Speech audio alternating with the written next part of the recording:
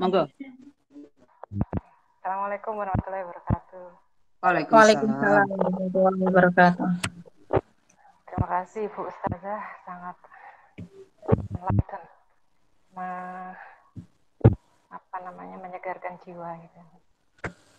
Tadi Ibu menyampaikan bahwa kita kalau melakukan amal itu harus ikhlas karena Allah, sesuai dengan syariat. Tapi kalau misalnya kita melakukan amal itu berharap balasan pahala, kemudian balasan nantinya menempati surga yang dijanjikan Allah, apakah itu termasuk kategori ikhlas karena Allah ataukah tidak? Ya, itu. Matur nuwun.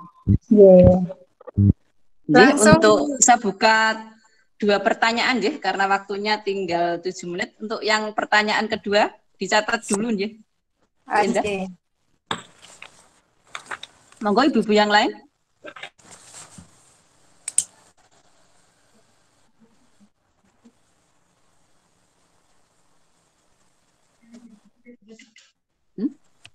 Oh nggih, sambil menunggu untuk ibu-ibu yang lain, monggo Bu Nur nggih. Dijawab dulu. Ya, bismillahirrahmanirrahim. Masya Allah ya. Pertanyaan dari Ibu Rahman, jadi ini keterangannya ada di hadis Arba'in nomor 1 itu ya Bu ya. Ibu insya Allah sudah sering ya familiar dengan hadis Arba'in nomor 1 tentang niat ya Bu ya. Tentang niat. Innamal a'malu binniyat wa innama likulli imri'in ma nawa. Jadi setiap seseorang itu amalnya tergantung pada niatnya dan apa yang didapatkan sesuai dengan niat yang ada di dalam hatinya. Dan masalah niat ini dalam beribadah, Imam Al-Ghazali rahimahullah membagi orang beribadah atau beramal itu menjadi 3 level Ibu ya. 3 level. Level pertama adalah ibadatul abid. Nah, ibadah seperti seorang budak. Ya, maksudnya apa? Dia hanya melakukan apa yang menjadi kewajibannya saja. Yang wajib untuk dilakukan saja. Pokoknya yang kalau udah yang wajib dilakukan, udah deh, nggak pengen lakuin yang sunnah. Yang penting dia sudah terbebas dari punishment begitu ya. Terbebas dari punishment. Jadi sudah itu cukup gitu ya. Itu ibadatul abid. Jadi dia serba minimalis gitu. Nah, kemudian yang kedua adalah ibadatut tujar. Ibadahnya para pedagang. Para pedagang itu pengennya kan untung ya, dapat bagi hasil gitu, dapat keuntungan. Nah, seperti kita misalnya, kenapa sih kita sholat wajib tapi juga sholat rawatib gitu? Karena dengan menambahkan sholat rawatib kita berharap bukan hanya dapat 1000 tapi dapat 1100 atau 1200 begitu ya. Itu. Kemudian yang ketiga itu level yang paling tinggi, ibadatul hur. Ya, ibadahnya hamba yang bebas. Jadi dia tidak berharap surga, tidak takut juga neraka. Tapi untuk level ini Ibu-ibu sangat tinggi sekali, sehingga pada level 3 ini sering disampaikan oleh para ulama sebagai ibadatul anbiya ya. Cara beribadahnya para nabi, karena para nabi itu sudah mendapatkan jaminan dari Allah bebas dari neraka dan masuk surga. Adapun kita ya, kita bisa masuk kategori ibadah dengan level terendah atau sedang lah ya minimal gitu ya, berharap sesuatu. Dan kalau sesuatu yang diharapkan itu dari Allah, itu tidak apa-apa, itu masih termasuk kategori ikhlas. Tapi kalau sesuatu itu diharapkan dari selain Allah, nah itu yang merusak ibadah gitu.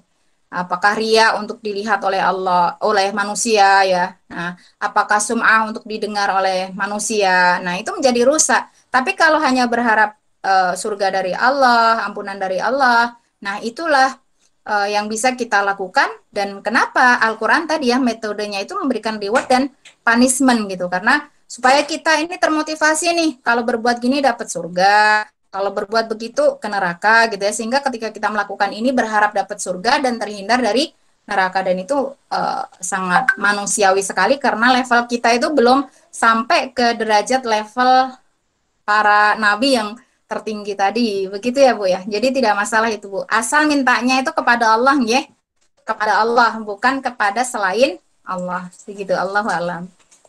Ada lagi Bu? Ya, matur nuwun Bu. Sami-sami. Monggo, ada lagi yang mau bertanya?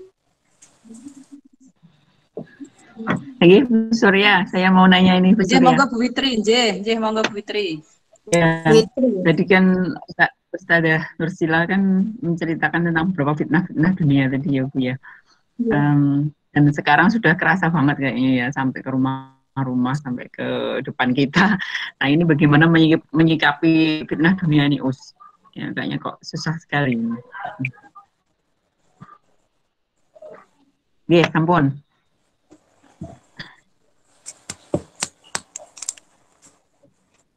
Sampun, Bu.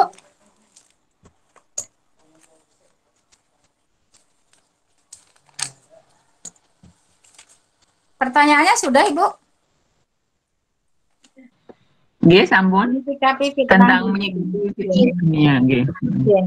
Baik, bismillahirrahmanirrahim. Memang salah satu hal yang harus kita hadapi sebagai umat akhir zaman adalah banyaknya fitnah ya Bu ya. Itu ciri daripada akhir zaman, bahwa kita berada di penghujung usia dunia ini ya, yang disebutkan dalam surat Ali Imran tadi ya, apakah itu wanita, jabatan, harta benda, dan sebagainya. Nah, kuncinya bagaimana? Itu disebutkan dalam surat Maryam ya. Surat Maryam ayat 59 dan surat Al-Ankabut ayat 45 J. Nah, kuncinya adalah sholat sebenarnya. Maka Allah sampaikan juga dalam surat Al-Baqarah ayat 152 itu ya. Wasta'inu bis-sabri was-shalah. Mintalah engkau pertolongan kepada Allah untuk menghadapi segala permasalahanmu, menghadapi fitnah-fitnah yang ada di dunia itu dengan sholatnya. Kenapa sholat? Nah, di sini dalam surat Maryam ayat 59 disampaikan oleh Allah ya. Fakhalafa min ba'dihim khalfun adha'us shalah. Akan ada generasi yang akan datang, yaitu kita semua. Di mana generasi itu adalah adha'us shalah, meremehkan sholat, mengabaikan sholat. Yang akhirnya karena generasi tersebut adalah generasi yang mengabaikan dan meremehkan sholat, wattaba'us syahawat. Mereka akan menjadi budak-budak hawa nafsu. Ya, mereka akan menjadi hamba-hamba hawa nafsu, hamba-hamba fitnah tadi yang disebutkan ya, syahwat tadi. Dan kalau sudah menjadi budak hawa nafsu, fasaufa yalqauna ghayya, mereka akan hidup dalam kesesatan gitu. Itu karena benteng yang melindungi dia itu sudah jebol, yaitu sholat tadi. Makanya dalam surat Al-Ankabut ayat 45 disampaikan oleh Allah ya, innas salata tanha anil fahsya'i wal munkar. Salat yang benar yang dilakukan dengan ikhlas karena Allah ya, bukan karena untuk dilihat manusia. Aduh, salatnya khusyuk gitu ya. Nah, itu sudah nggak berpengaruh kalau begitu. Jadi salat yang dilakukan hanya benar-benar karena Allah Subhanahu wa taala, itu bisa menjadi kontrol perilaku gitu ya. Dia dari hal yang kecil dan mungkar.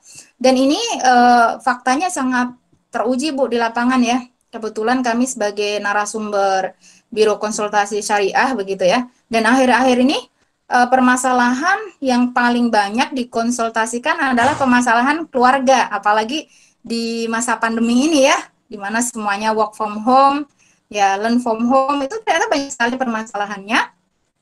Dan ketika ada misalnya ya non sewu nih, banyak kasus-kasus apakah itu perselingkuhan atau apa begitu ya, itu intinya itu ternyata ketika saya tanya gimana sholatnya, nah, berarti sholatnya tidak beres gitu. Kalau ada sholat yang tidak beres, bisa menjadikan pelakunya itu melakukan hal-hal yang tadi itu ya, terbawa fitnah, terbawa syahwat gitu. Itu dari sholatnya gitu.